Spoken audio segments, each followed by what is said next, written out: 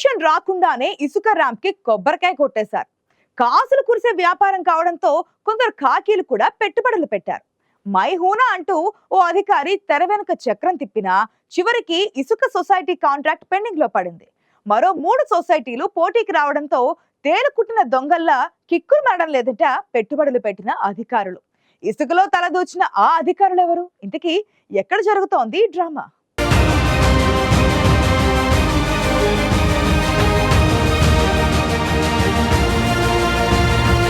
వారు బాగా సంపాదిస్తున్నారు. డబ్బులు ఏం చేయాలో తెలియకో ఇంకా లాభాల కోసమో ఇసుక వ్యాపారంలో పెట్టుబడులు పెట్టారు. వారిని నమ్మించడానికి ఆ నాయకుడు ఇసుక ర్యాంపుకి కొబ్బరికాయ కూడా కొట్టించారు. తీరా చూస్తే ఆ ఇసుక సొసైటీకి ఇంకా అనుమతి రాలేదు. దీనికి తోడుగా మరో 3 గిరిజన సొసైటీలు రంగప్రవేశం చేశాయి.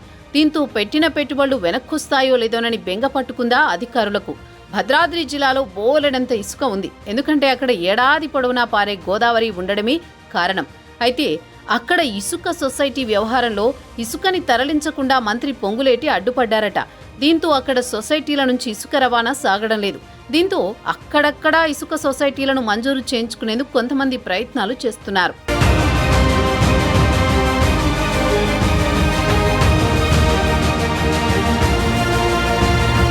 వీరాపురం ఇసుక సొసైటీని మంజూరు చేయించినందుకు మైనింగ్ అధికారి మూల్యం చెల్లించుకోవాల్సి వచ్చింది.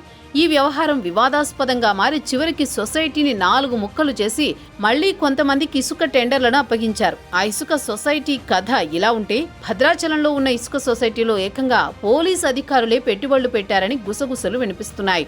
దీనిపై పోలీస్ శాఖ కూడా విచారణ చేపట్టి నిజమేనని నిర్ధారించి నివేదికలు ఇచ్చారట. ఇందులో మరో ప్రముఖ శాఖకు చెందిన ఉన్నతాధికారి కూడా పెట్టుబడులు పెట్టారట. గతంలో ఇక్కడ పనిచేసిన అధికారులు, ప్రస్తుతం ఈ ప్రాంతంలో అనుబంధం ఉన్న అధికారులు కూడా ఇందులో ఉన్నారు.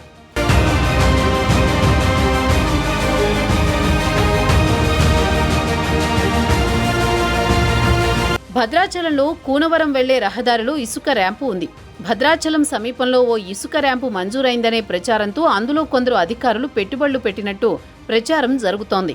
3 పోలీస్ అధికారులు, గతంలో ఈ ప్రాంతంలో పనిచేసిన మరో డిపార్ట్మెంట్ అధికారి ఆ ర్యాంపు కోసం కోట్ల రూపాయల పెట్టుబడులు పెట్టారట. వాస్తవానికి అక్కడ ఇసుక ర్యాంపులను గిరిజన సొసైటీలకు మాత్రమే ఇస్తారు. ఇటీవల ఓ సొసైటీ ఇసుక ర్యాంపు కోసం భద్రాచలం పంచాయతీలో తీర్మానాన్ని కూడా ఆమోదించుకుంది. ఇసుక ర్యాంపులో అనుభవం ఉన్న ఓ సొసైటీ నాయకుడి మాటలు నమ్మి ఇసుక ర్యాంపులో పెట్టుబడులు పెట్టారట కొందరు అధికారులు. వారంతా ప్రస్తుతం భద్రాచలంలో పనిచేయకపోయినా ఈ పరిసర ప్రాంతాల్లోనే గతంలో పనిచేయడంతో ఆ సొసైటీ నిర్వాహకుడితో ఉన్న అనుబంధంతోనే పెట్టుబడులు పెట్టారని గుసగుసలు వినిపిస్తున్నాయి. ఈ ఇసుక ర్యాంపు కోసం కొబ్బరికాయ కూడా కొట్టారు. కానీ అసలు విషయం ఏంటంటే ఆ ర్యాంప్కి ఇంకా అనుమతి కూడా రాలేదు.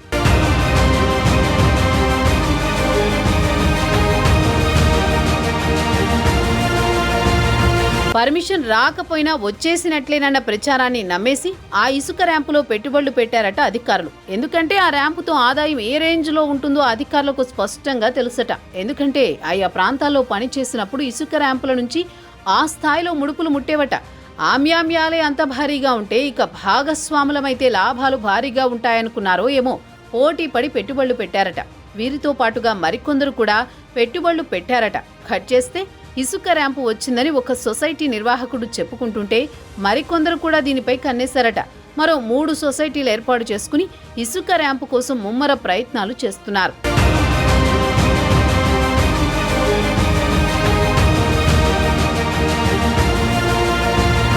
ఇసుక ర్యాంపు వచ్చేసిందని ఓ సొసైటీ నిర్వాహకుడిగా ఉన్న గిరిజన నాయకుడు తెగ హడావుడి చేస్తుంటే మరికొందరు మాత్రం పట్టు వదలని విక్రమార్కుల్లా ప్రయత్నాలు చేస్తున్నారు. మీరు 4 ఒక్కటిగా రండని మైనింగ్ అధికారులు తెగేసి చెప్పారట.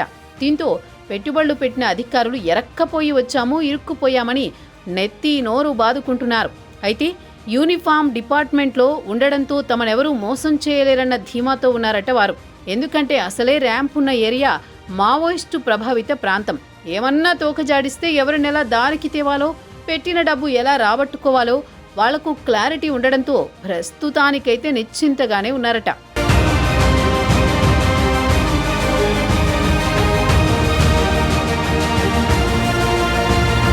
ఇకపోతే ర్యాంపుల పేరు చెప్పి దందాలు జరుగుతున్నాయి. డబ్బు వసూలు చేసిన వారిపై చర్యలు తీసుకోవాలని గిరిజన సంఘాల నేతలు డిమాండ్ చేస్తున్నారు. కానీ ఇక్కడ గిరిజన సంఘం ముసుగులో ఆ సామాజిక వర్గ నేతలే కొందరు దగ్గరుండి కథ నడిపిస్తున్నారన్న విమర్శలైతే ఉన్నాయి.